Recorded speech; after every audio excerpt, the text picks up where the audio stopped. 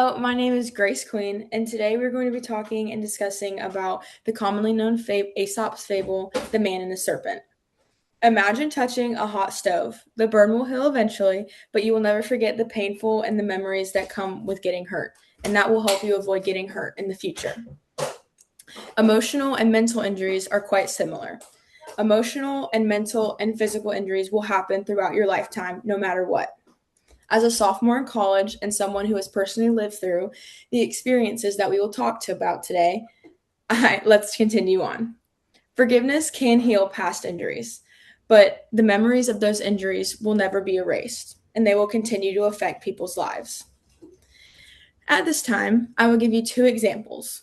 One will be about Aesop's fable, The Man and the Serpent, and another will be about my personal experience. Now, I would like to begin by focusing on the Aesop's fable, The Man and the Serpent. It's a very commonly known story, and it's about a countryman's son and a serpent. When you truly listen to this story, they hold a different and more powerful lesson. It was retrieved from the website on June 1st, 2026. It also explains how a man's son accidentally steps on a serpent's tail, causing the serpent to turn and bite him, resulting in the boy's death. Now, the son did not mean any harm. He did not purposely step on the serpent's tail, but the serpent attacked anyway. Out of vengeance and grief, the father of the son turned and cut off the serpent's tail. The serpent retaliated by stinging the countryman's herd of cattle, causing him yet another great loss.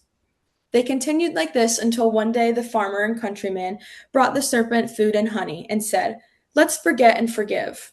Perhaps you were right to punish me and take vengeance on my cattle, but surely I was right in trying to revenge him. Now that we are both satisfied, should we not be friends again?" The serpent then responded, "No, take away your gifts. You will never forget the death of your son, just like I will never forget the loss of my tail." In summary, Aesop shows us that even when hurt is given on both sides, forgiveness is possible. But the memory of that loss or of the thing that was a constant in our life will never be erased. Now, after understanding Aesop's example, let's dive into my own personal example. I met my best friend when I was 8 years old. The second that we met, we clicked. From there on out, we were best friends. Up until she stabbed me in the back. Everyone has fights with their friends and everyone drifts apart and then they come back at some point, but not us. As previously stated, we never drifted, we never fought. So when everything started happening, I thought it was something small and petty that we would laugh about later. I was wrong. The more time passed, the more time she spent with this other friend she had met, the more she started to change and become a completely different person. She became rude, judgmental, and always had an attitude, and that was not the type of person that I made my best friend. I did everything I knew I could to try and remain friends with her and to even help her and talk about what she was going through and why she was acting like this. But in spending so much time with her, I started to act in similar fashion. And that is not the type of person that I am.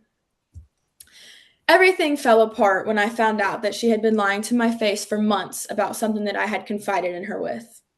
When I confronted her, she lied again. And then she told me that her other friend she had been hanging around had told her to lie to me and not to tell me the truth. What hurt the most is listening to my best friend tell me that she wanted to tell me, but she chose to listen to someone else. She chose to put our 10-year friendship under the bus and basically say that it wasn't important enough, that I didn't deserve the truth, and I wasn't important enough. About 8 months after everything happened, she had texted me. She begged for our friendship back and asked for forgiveness and said that she didn't mean anything by it. I forgave her, but I told her that I did not want a friendship with her anymore. I don't like the person that she is, and I don't want to become that person myself.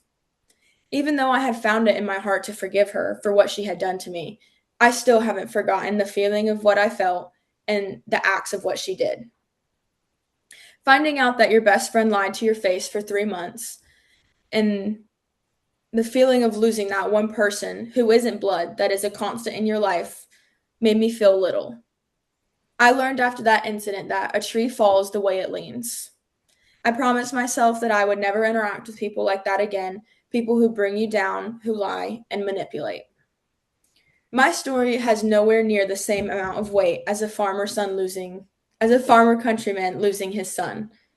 But the fact that I lost and considered someone that was a sister, a friend, in my family hurt in a similar way. Aesop explains that even when hurt is received and given on both sides, understanding can be accomplished, but the painful memories will not be erased. Just as the man never forgot his son and the serpent never forgot his tail, I will never forget the hurt that my best friend caused me. In the end, no matter how much time passes, once you have forgiven someone or something, you will never forget the wounds left behind from any kind of injury. Thank you. Any questions?